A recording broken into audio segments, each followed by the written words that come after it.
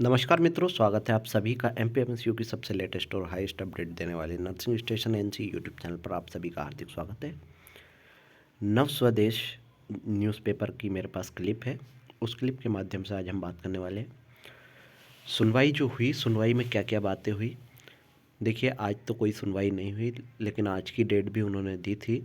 लेकिन 23 तारीख को सुनवाई में क्या हुआ, जजेस ने क्या मैटर हो गया है, उसके बारे में हम पूरी ये न्यूज़ पढ़ेंगे। उसके बाद हमें समझ में आएगा कि क्या मैटर है, जज ने क्यों मना कर दिया। इस केस के बारे में कुछ ऐसे ही निकल के आ रहा है।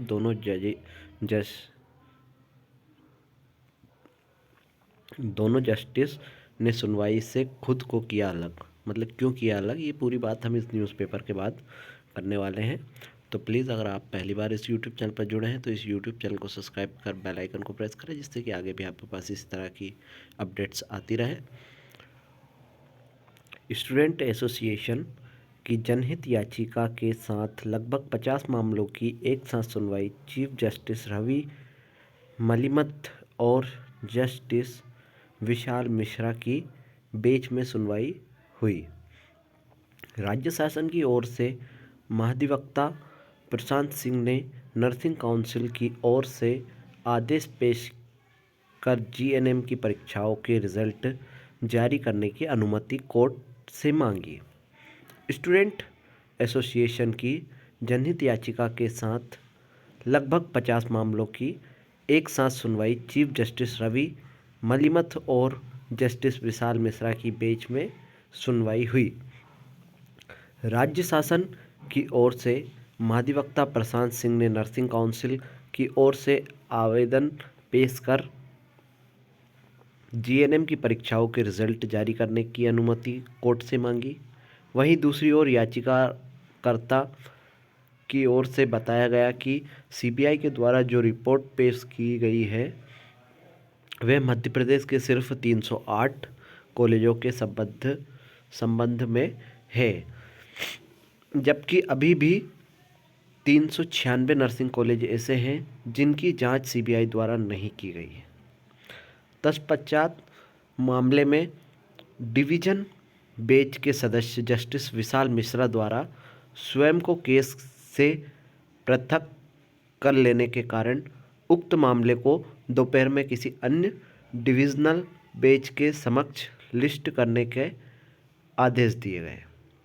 इसके बाद शाम लगभग 4 बजे नर्सिंग मामले की सुनवाई जस्टिस सील लागू एवं जस्टिस विनय सराफ की अगुवाई वाली डिविजनल बेंच में सुनवाई हुई, जहां पुनः महाधिवक्ता द्वारा जीएनएम की परीक्षाओं के रिजल्ट जारी करने की मांग की गई। वहीं याचिकाकर्ता लॉ स्टूडेंट एसोसिएशन की ओर से बेंच से पहले यह परीक्षण करने का आग्रह किया गया कि कितने कॉलेज की नर्सिंग जांच होना शेष है एवं सीबीआई जांच में क्या वह सभी मुद्दे शामिल कर लिए गए हैं जो याचिका में उठाए गए थे। इसके बाद ही कोई आदेश पारित करने का आग्रह किया गया।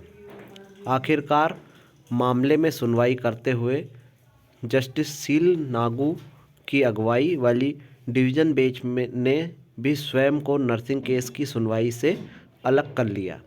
कोर्ट ने पक्षकारों को आश्वस्त किया है कि मामले को 1 या 2 दिनों के अंदर एक नई डिविजनल बेंच के समक्ष सूचीबद्ध कर सुनवाई की जाएगी। मतलब जो बेंच में सुनवाई हो रही थी उस सुनवाई को बदलकर दूसरे बेंच में अब सुनवाई होगी और 1-2 दिन के अंदर ही सुनवाई होगी। तो जो हमारा पुराना वो था बेंच, जो जैसे हमारा केस नंबर हम डालते हैं उसमें कुछ चेंजेस हुए हैं, तो अब हमारी सुनवाई होने को है। चलिए दैनिक भास्कर की रिपोर्ट भी पढ़ लेते हैं इसके साथ साथ हम। नर्सिंग कॉलेज फर्जीवाड़ा, अब नई बेंच गठित होगी।